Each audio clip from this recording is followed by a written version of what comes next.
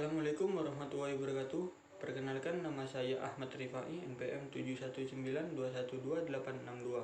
Di sini saya akan menjelaskan hubungan koperasi dengan kewirakoperasian.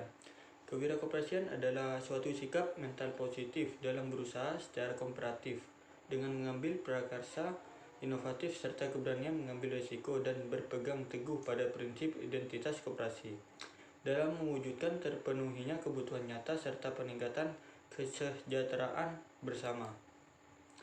Fungsi kewirakoperasian. Kewirakoperasian rutin diarahkan pada kegiatan rutin organisasi, usaha atau koperasi serta produksi, pemasaran, personalia, keuangan, administrasi dan lain-lain.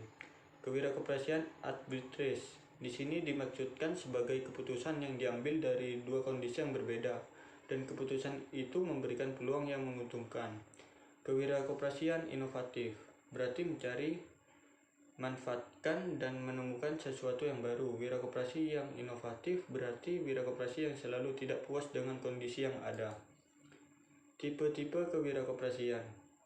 Kewirakoperasian anggota. Sebagai pemilik koperasi dapat menjadi wirakoperasi bila ia mampu menemukan dan memanfaatkan peluang yang ada untuk pertumbuhan koperasi.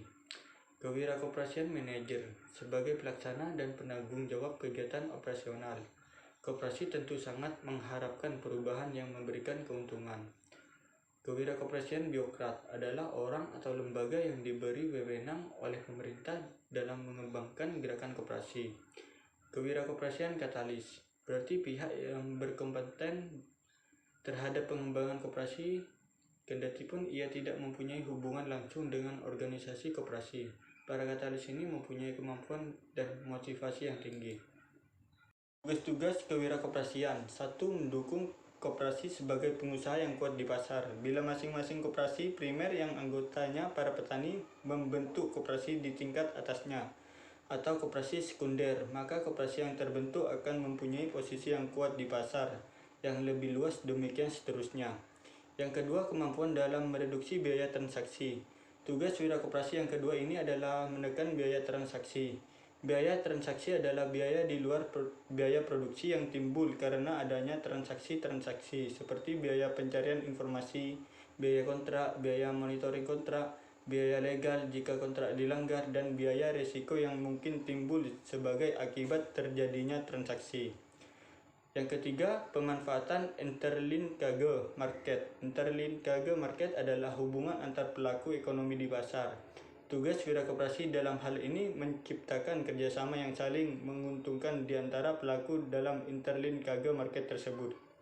Pemanfaatan trust capital. Tugas wirakoperasi dalam hal ini adalah mengelola modal tersebut secara efisien dan meningkatkan peranan anggota dalam meningkatkan partisipasi intensif dalam pemanfaatan jasa pelayanan koperasi dan partisipasi kontributif dalam pembentukan permodalan yang baru. Prasyarat keberhasilan kewirakoperasian. Koperasi sebagai unit usaha yang bergerak di bidang ekonomi dan sosial pada dasarnya mempunyai tujuan yang sama, yaitu membantu meningkatkan pertumbuhan ekonomi yang merupakan sasaran utama pertumbuhan ekonomi. Perubahan yang meningkatkan produktivitas hanya dapat dilakukan melalui dua jalan, yaitu 1. Melalui kegiatan inovatif atau penciptaan bangunan baru dan penerapannya. Yang kedua, melalui kegiatan peningkatan kegiatan kerja atau berprestasi lebih banyak dalam satuan waktu kerja tetap atau waktu kerja yang diperpanjang. Masing-masing kemungkinan itu merupakan syarat yang memadai dan perlu bagi pertumbuhan ekonomi. Kemungkinan pertama berkaitan dengan kenaikan pendapatan per kapita oleh sebab adanya peralihan ke arah penggunaan teknologi yang produktif, pembuatan penyebaran barang-barang baru, struktur organisasi yang baru, dan keterampilan baru. Sekian penjelasan dari saya terkait materi hubungan koperasi dengan kewirakoperasian. Mohon maaf jika ada salah kata. Wassalamualaikum warahmatullahi wabarakatuh.